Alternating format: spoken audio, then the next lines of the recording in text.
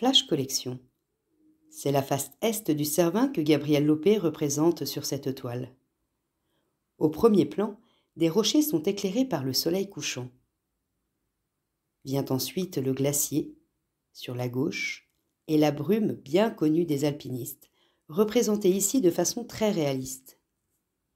Cette brume nous indique que le paysage a été saisi en fin de journée, au moment de l'inversion des températures.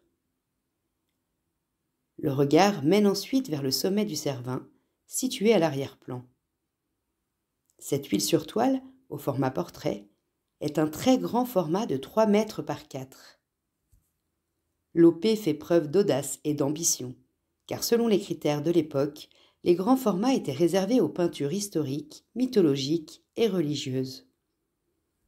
L'artiste met ainsi le paysage de montagne au même niveau qu'une scène d'histoire, comme le fait le peintre Courbet à la même époque pour les scènes de genre.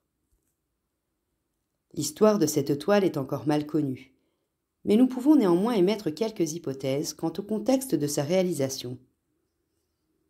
Elle a été peinte en 1874, l'année même où Gabriel Lopé a été mise à l'honneur par une exposition à Londres, renouvelée en 1875. Le catalogue, conservé au musée alpin, montre que Lopé avait exposé une trentaine de tableaux, dont 4 très grands formats, et une mention en italique précise que le tableau ne pouvait être vu correctement que depuis l'extrémité opposée de la galerie. Le catalogue est agrémenté de copies d'articles de presse émis en 1874, dans lesquels les journalistes anglais décrivent le tableau dans des termes élogieux, évoquant tout particulièrement sa taille et son premier plan de rocher. Il semblerait qu'il soit resté ensuite quelques années en Angleterre avant de revenir en France, puisqu'il a été conservé roulé dans des journaux datés de 1882. Entreposée ensuite pendant plus de 130 ans dans un grenier, cette toile a été dévoilée en 2014 et mise en dépôt au musée alpin pour y être exposée.